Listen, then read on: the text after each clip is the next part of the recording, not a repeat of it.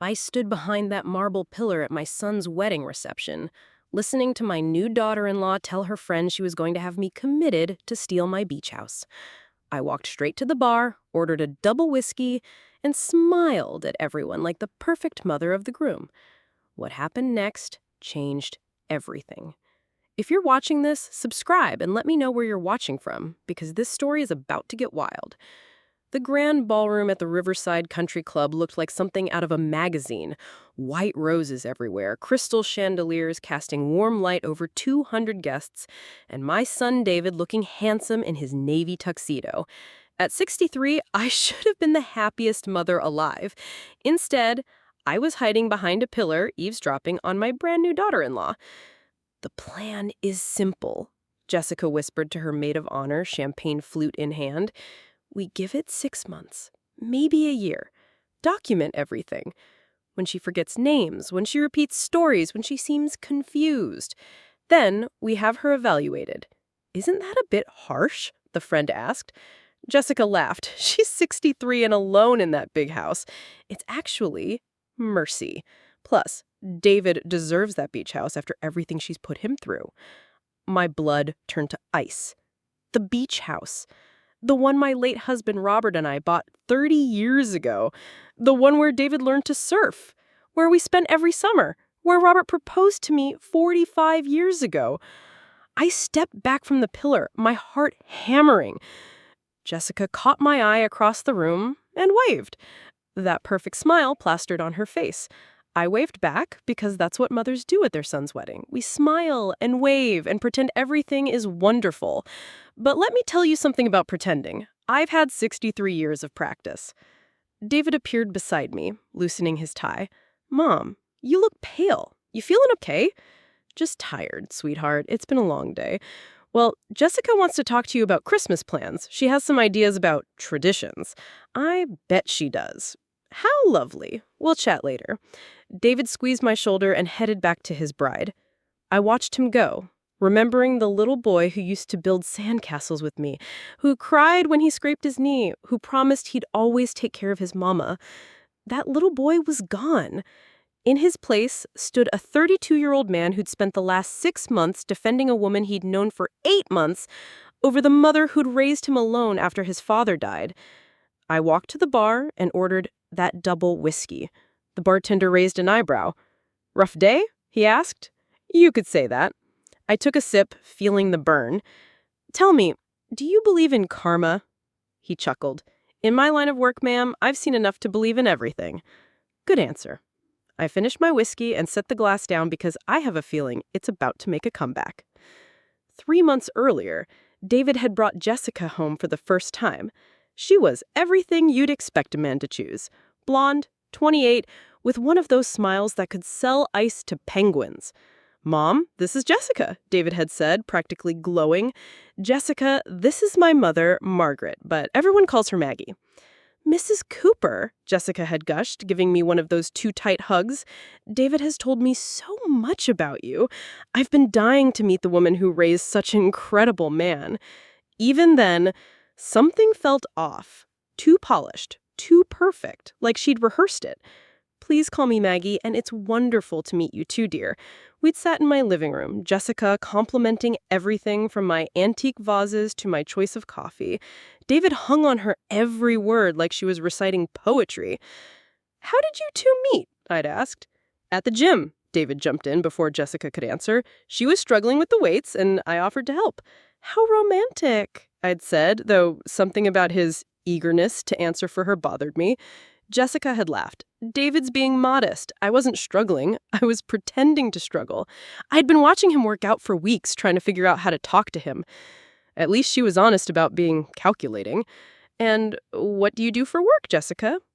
"I used to work in social services, helping families navigate difficult situations, but I'm transitioning into wellness coaching now. Social services, mental health evaluations, difficult families." I should have paid attention to that red flag. Over the next few weeks, Jessica became a constant presence. She'd show up for dinner uninvited, rearrange my kitchen to be more efficient, and offer unsolicited advice about everything from my garden to my finances. You know, Maggie, she said one evening while doing dishes I hadn't asked her to do, David mentioned you handle all your own investments. That must be so stressful at your age. I've been managing money since before you were born, sweetheart. Of course, I just meant with all the new technology and market changes. Maybe David could help take some of that burden off your shoulders. David, who'd never shown interest in my finances before Jessica arrived. David, who'd asked me for money 3 times in the last year to cover his credit card payments. I appreciate the concern, but I'm quite capable. She smiled. That perfect smile. Oh, absolutely. I just worry about you being all alone in this big house. Alone, like it was a disease. The worst part was watching David change. My son, who used to call me every Sunday, who brought me flowers on Mother's Day, who'd spent hours helping me clean out his father's study after the funeral. Suddenly, he was too busy for Sunday calls, too tired for our monthly lunch dates. Jessica thinks we spend too much time together, he told me when I asked. She says it's not healthy for a man my age to be so dependent on his mother. Dependent when he'd been living in my pool house rent-free for 2 years. But I bit my tongue, because that's what mothers do. We swallow our words and hope our children come to their senses. Sometimes hope isn't enough. 2 weeks after the Jim Meet Cute story, David announced they were moving in together, into the house I'd bought as an investment property 3 years ago. The house I'd let him live in temporarily while he got back on his feet after his last girlfriend cleaned out his savings account. It'll be perfect, Mom, David had said, pacing my kitchen while Jessica sat quietly, that serene smile never leaving her face. Jessica loves the place, and we can really start building our life together. That's wonderful, sweetheart. Have you thought about when you might want to take over the mortgage payments? His face had fallen. We're family. Can't we work something out? We have worked something out. For 2 years. Jessica had reached across the table and touched my hand. Maggie, I hope you don't think I'm pushing David into anything. The last thing I want is to come between you and your son. The last thing she wanted, right? Of course not, dear. I'm just practical about business matters. Maybe we could do a gradual transition, Jessica suggested. Start with David paying utilities, then work up to partial mortgage payments. I'd hate for him to feel overwhelmed. Overwhelmed by paying his own bills at 32? That's very thoughtful of you. David had visibly relaxed. See, I told you Jessica would understand. She's great at finding solutions. I bet she was. Within a month, they'd moved into what David now called our house. Jessica had redecorated, throwing out furniture that didn't match their aesthetic and replacing it with pieces that looked expensive but probably weren't. The utility bills stopped coming to me. The mortgage payments didn't start. When I'd called David about it, Jessica had answered his phone. Oh, hi, Maggie. David's in the shower. Is everything okay? Just checking on the house payments we discussed? Right. We've been meaning to talk to you about that. Money's been a little tight with all the moving expenses and Jessica's career transition. We were hoping we could start fresh next month. We, like they were some established entity instead of two people who'd known each other for 4 months. Of course, next month will be fine. Next month came and went. So did the month after that. When I drove by the house one afternoon, I saw a brand new BMW in the driveway. David's old Honda was nowhere to be seen. I called him that evening. Mom, what's up? Nice car, David. Silence. Then, how do you know about the car? I own the house, remember? I drive by occasionally to check on my investment. That's kind of weird, Mom. Weird. Checking on property I owned was weird. Jessica needed reliable transportation for her new business, he continued. We got a great deal. How wonderful. Speaking of deals, when might you start contributing to the mortgage? Look, Mom, we need to talk. Jessica thinks... Jessica? Well, we both think you're being a little controlling about the money stuff. Controlling for wanting my 32-year-old son to pay his own bills? I see. It's just that you use the house as leverage. Her voice was crisp, professional, with an undertone of satisfaction that told me everything I needed to know. The timing couldn't be better. We've been building a case against Mrs. Rodriguez for 18 months, but we needed proof of her current financial status. I listened while she explained the legal complexities. Carmen had filed for bankruptcy protection 6 weeks ago, claiming total assets of less than $15,000. The Paris trip, documented so thoroughly on social media, directly contradicted her sworn statements to the bankruptcy court. Even if Rodney and Stephanie had paid for everything, Carmen's ability to take a week-long European vacation while claiming financial hardship was, in Agent Walsh's words, prosecutorial gold. We'll need you to provide a formal statement about your son's financial support of the Rodriguez family, she continued. Bank records, any conversations you witnessed, documentation of gifts or loans. I can do better than that, I said. I can get you recordings. There was a pause. Mrs. Jordan, I want to be very clear about this. We can't ask you to secretly record anyone. That would be entrapment. Of course not, I replied smoothly. I'm simply saying that when my son returns from Paris and inevitably calls to tell me about Carmen's next financial emergency, I'll be sure to put him on speaker while I'm in my home office, where I happen to keep my digital recorder for dictating my memoirs. Another pause. Then, your memoirs must be very detailed, Mrs. Jordan. I believe in documenting family history accurately, Agent Walsh. After we hung up, I spent the rest of the afternoon researching bankruptcy fraud statutes. The penalties were severe, up to 5 years in federal prison, plus substantial fines and restitution. For someone like Carmen, who had spent years crafting an image of refined victimhood, the public humiliation would be devastating. But prison time wasn't what I was really after.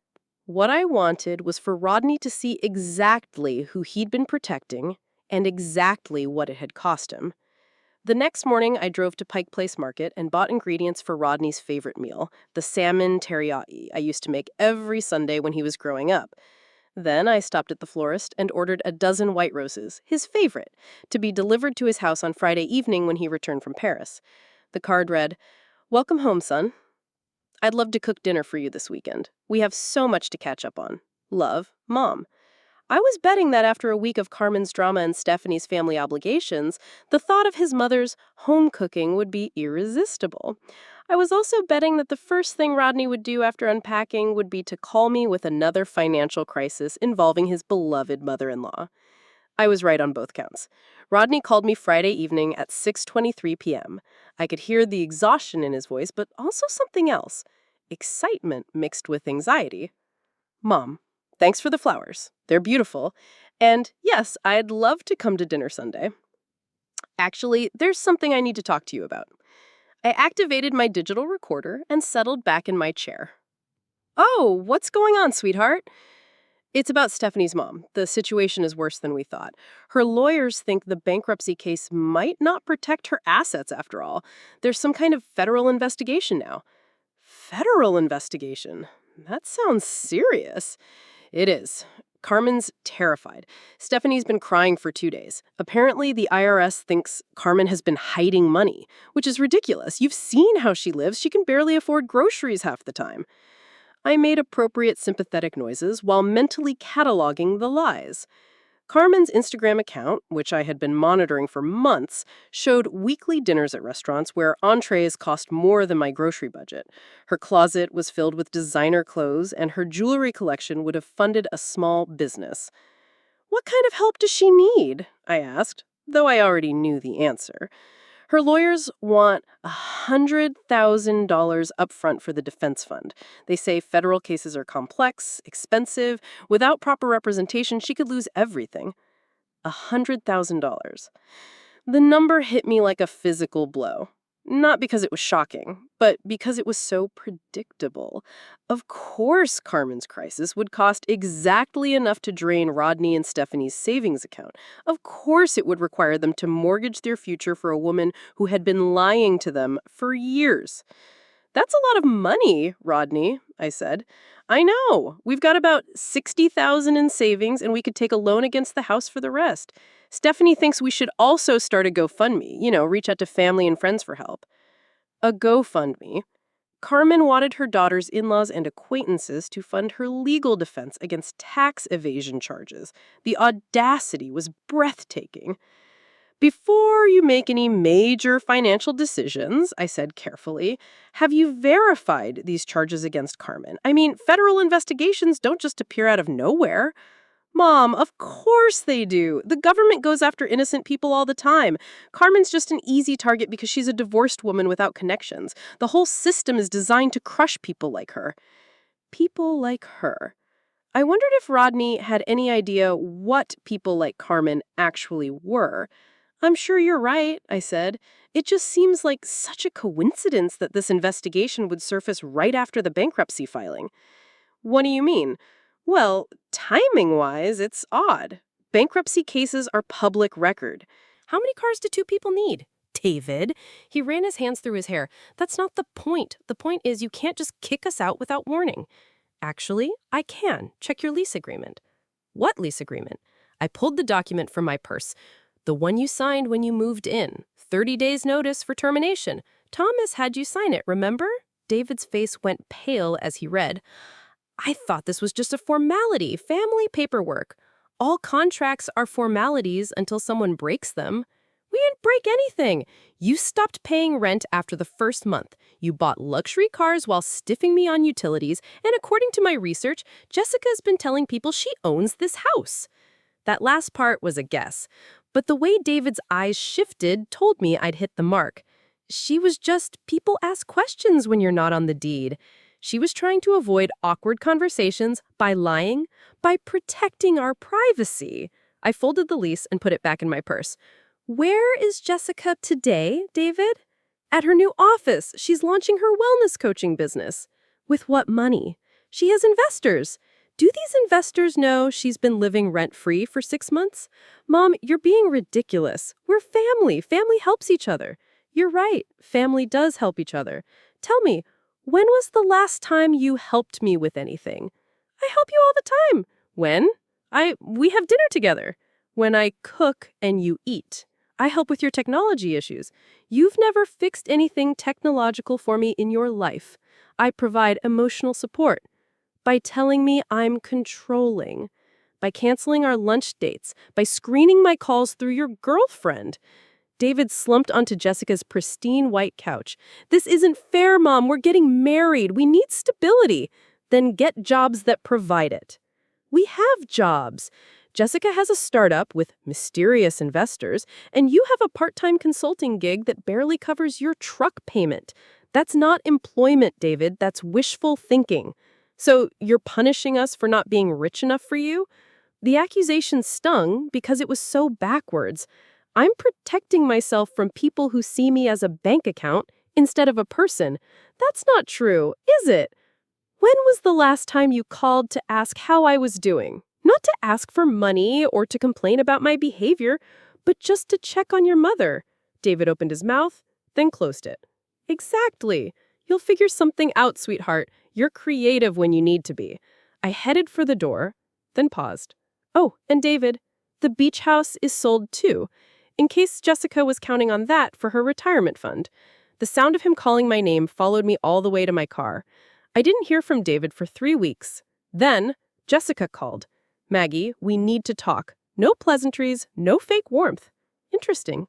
Hello, Jessica. How are you settling into your new place? We're staying with my sister temporarily. The situation is unacceptable. I'm sorry to hear you're having housing difficulties. Don't play games with me. You know exactly what you've done. Finally, the real Jessica. I've sold 2 pieces of property that belong to me. I'm not sure why that concerns you. Those properties were David's inheritance. David's inheritance will be what I leave him when I die. Since I'm not dead, he gets nothing. You can't just cut your son out of your life because he fell in love. I'm not cutting him out because he fell in love. I'm cutting him out because he chose a manipulative gold digger over his mother. Silence. Then, you bitter old woman. There it was, the mask completely off. I may be old, Jessica, but I'm not bitter. Bitter people don't take action. They just complain. David deserves better than this. You're right. He deserves a mother who raised him to be independent and grateful. Unfortunately, I failed at that. This isn't over, Maggie. Oh, I think it is. Unless you have something else to say. Actually, I do. David's been really struggling since you kicked us out. He's been forgetting things, getting confused, having mood swings. I'm worried about his mental health. My blood chilled. What kind of things is he forgetting? Conversations we've had, appointments where he put things. Yesterday, he couldn't remember how to get to the grocery store we've been shopping at for months. That's concerning. Have you suggested he see a doctor? I think the whole family needs professional help. This dynamic between you two isn't healthy, Maggie. The way you're isolating him, manipulating him with money, it's textbook emotional abuse. Is it now? I deal with these situations professionally. I know the signs. And what do you recommend? Family therapy with someone who specializes in elder care and family dysfunction. Elder care. Like, I was some confused old bat who needed managing. That's very thoughtful of you, Jessica. I'll consider it. Good. I'll send you some referrals. Doctors who really understand the complexities of aging and family relationships. I'm sure you will. After I hung up, I sat in my kitchen for a long time thinking about chess games and strategic moves. Jessica was positioning her pieces, building a narrative. Confused son, isolated from manipulative mother, elder abuse, mental health concerns. She was good. Very good. But she'd made one crucial mistake. She'd warned me what was coming. The intervention happened on Tuesday morning in November. I was making coffee when I heard cars in my driveway. Through the window, I saw David's truck, a sedan I didn't recognize, and a white van. The doorbell rang. David stood on my porch with Jessica, a woman in scrubs, and a man in a suit. "Mom, we need to talk." "Good morning, everyone. This is quite a crowd for a Tuesday." The man in the suit stepped forward. "Mrs. Cooper, I'm Dr. Franklin from Serenity Springs Mental Health Facility. Your family has expressed concerns about your welfare?" How thoughtful of them. Jessica moved closer. "Maggie, we're here because we love you." David told Dr. Franklin about the concerning behaviors you've been exhibiting, such as, David wouldn't meet my eyes. The property sales, Mom. Liquidating major assets without any logical reason. Making impulsive financial decisions. I see, and this concerns you because it's not normal, David's voice cracked. You sold our homes, Mom. You left us with nowhere to live. That's not rational behavior. Dr. Franklin consulted his clipboard. "Mrs. Cooper, are you currently taking any medications? Just vitamins? Any recent sleep patterns, appetite, or mood?" "I sleep fine, eat well, and my mood has actually improved considerably." "Your son mentioned you've become isolated, cutting off family relationships." "I've become selective about who I spend time with." The woman in scrubs stepped forward. "Mrs. Cooper, I'm Nurse Patricia. We're here to help. Sometimes as we age, we don't recognize changes in our own behavior." "How old are you, Patricia?" That's not relevant." "I'm 63. How old are you?" 34. "So you're going to explain aging to someone who's been doing it 30 years longer than you." Franklin cleared his throat. "Mrs. Cooper, your family has provided documentation of concerning incidents. Forgetfulness, confusion, inappropriate financial decisions." "What documentation?" Jessica pulled out her phone. "I've been recording some of our conversations, Maggie. The things you've said, they're not rational." "May I hear these recordings?" "This isn't a trial, Mom." David said, "We're trying to help you by ambushing me with strangers?" "By getting you the care you need," Jessica said firmly. "Dr. Franklin can evaluate you properly. Make sure you're safe." "Safe from what?" "From yourself, from making decisions that hurt you and everyone who loves you." I looked at my son, my baby boy who used to crawl into my bed during thunderstorms, who'd cried when I dropped him off at kindergarten, who'd called me his best friend until Jessica came along. "David, look at me." He finally met my eyes. "Do you really believe I'm mentally incompetent?" "I believe you need help, Mom, and I believe Jessica knows how to get it for you." "I see." I turned to Dr. Franklin. "What exactly are you proposing?" "A 72-hour evaluation period. We'll run some tests, do some assessments, determine the best course of treatment. And if I refuse?" Your family can petition for an emergency commitment if they believe you're a danger to yourself or others. I looked around the group. Jessica's expression was sympathetic but determined. David looked miserable but resolute. Dr. Franklin seemed bored, like this was just another Tuesday morning pickup. How much is this evaluation costing? Insurance typically covers. I don't have insurance that covers psychiatric facilities. Who's paying for this? David shifted uncomfortably. We'll figure that out, Mom. With what money? You can't afford rent. The important thing is getting you help, Jessica said. Right. Help that someone else would pay for. Fine, I said. Let me pack a bag. Relief flooded David's face. Thank you, Mom. This is the right thing. I'm sure it is, sweetheart. I went upstairs to pack, and while I threw clothes into a suitcase, I made 3 phone calls. The first was to Thomas. It's happening, I said. Are you certain you want to go through with this? Positive. Remember what we discussed? If I'm not back in contact within a week, execute everything. Consider it done. The second call was to my bank. I need to access my safety deposit box this afternoon? Yes, I understand. Visiting hours are limited. This is an emergency. The third call was to someone Jessica probably didn't know existed. Someone who'd been very interested in my previous conversation about background checks. Detective Morrison, it's Maggie Cooper. I think it's time we had that conversation about your sister. Serenity Springs Mental Health Facility looked exactly like what it was, a place where inconvenient people but stored. Clean, institutional, with motivational posters that fooled no one. Dr. Franklin handed me off to a different doctor, Dr. Patricia Summers, who looked young enough to be my granddaughter. Mrs. Cooper, I'll be conducting your evaluation. I understand your family is concerned about some recent behavioral changes. My family is concerned about their meal ticket disappearing. Dr. Summers made a note. Tell me about your relationship with your son. Which version? The son I raised or the stranger who's trying to have me committed? You seem angry. Wouldn't you be, Mrs. Cooper? Anger can sometimes be a symptom of underlying cognitive issues, especially in patients your age. Patience. I was already a patient. Dr. Summers, how long have you been practicing? 5 years.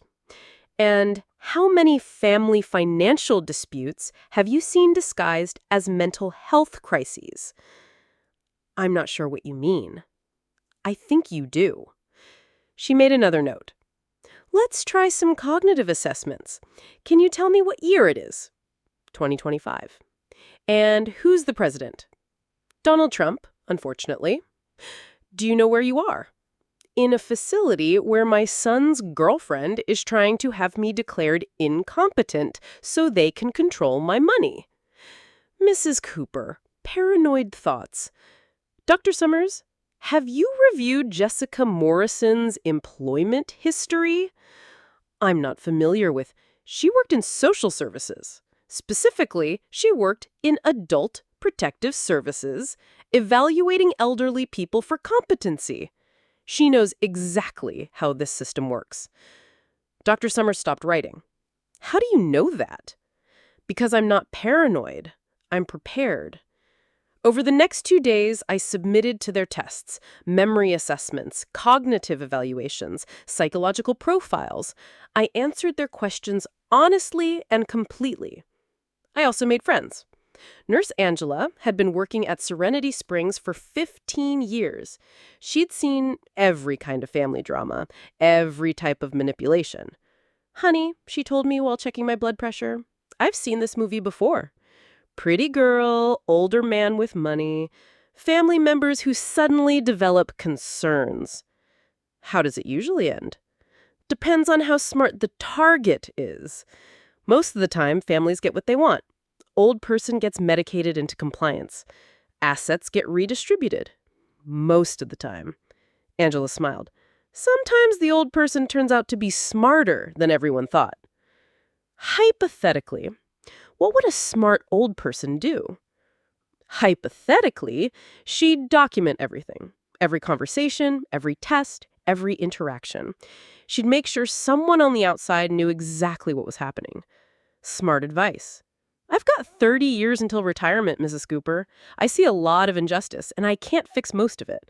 But sometimes I can help the right person fix themselves.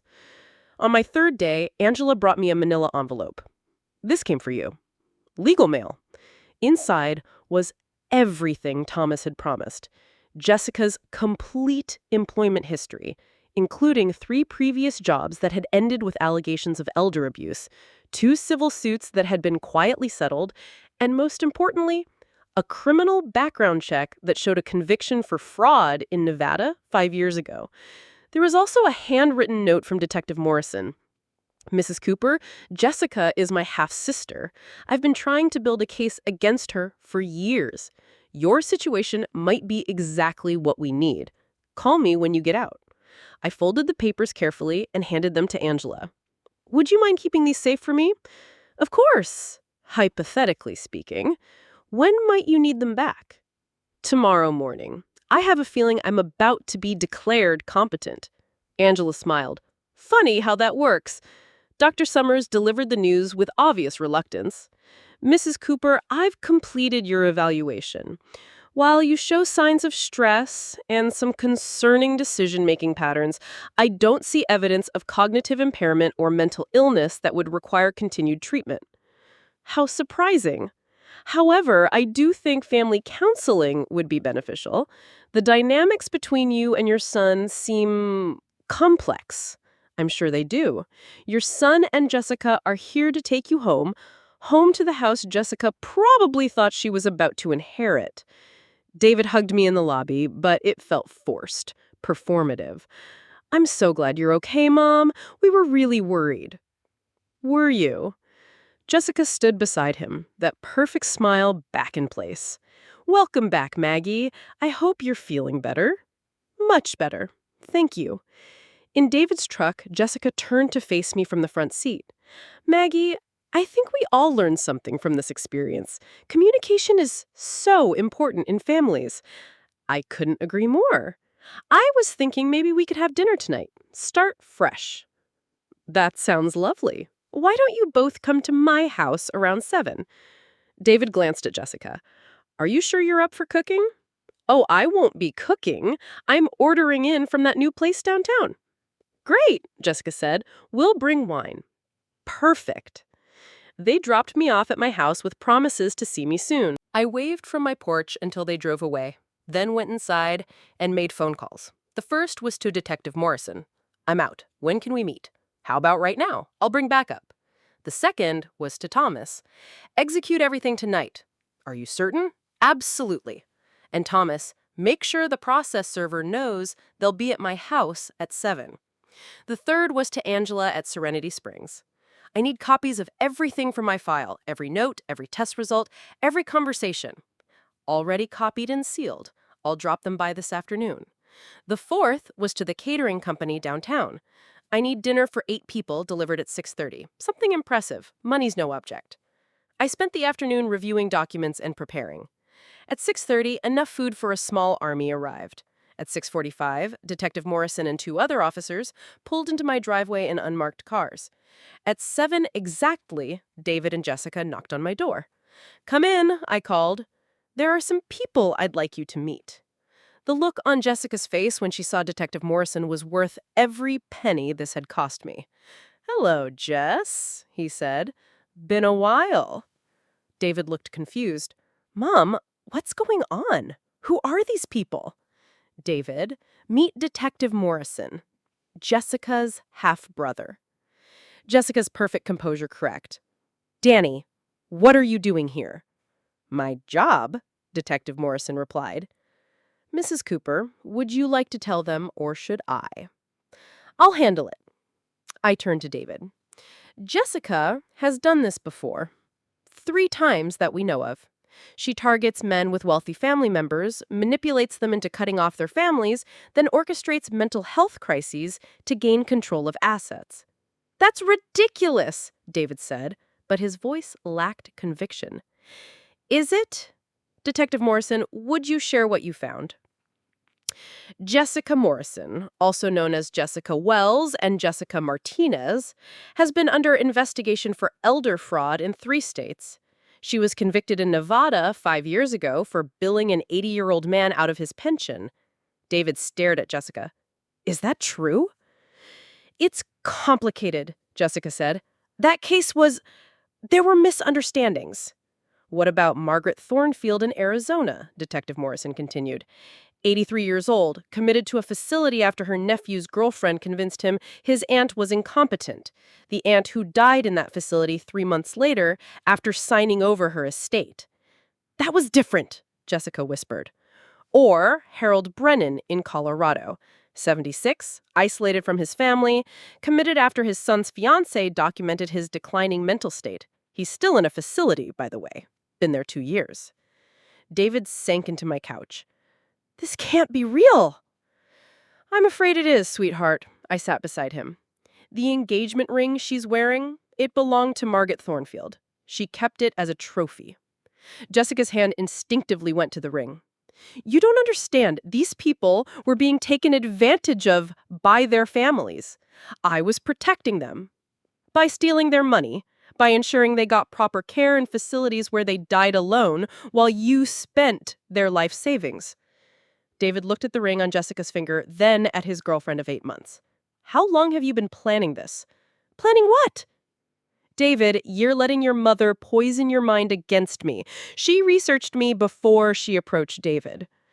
We found extensive files on your family, Mrs. Cooper. Financial records, property ownership, your husband's obituary, David's employment history. She knew exactly what she was walking into.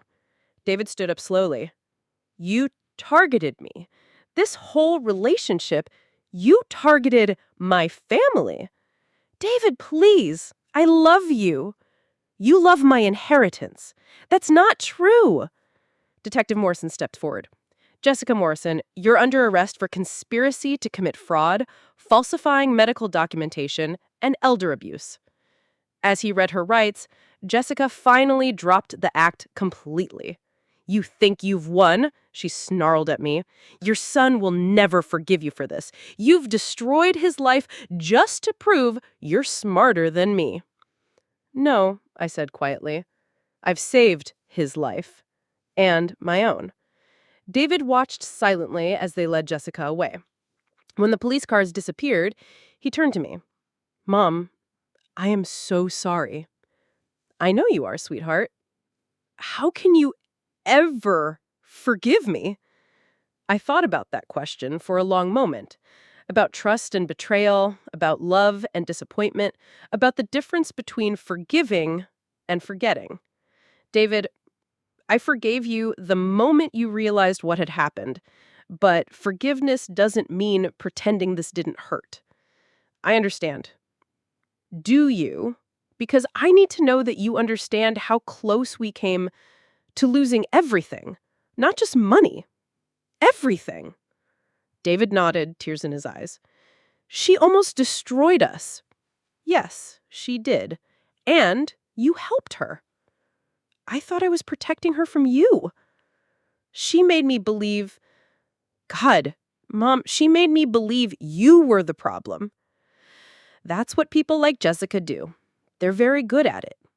How do we fix this? I looked at my son. Really looked at him for the first time in months.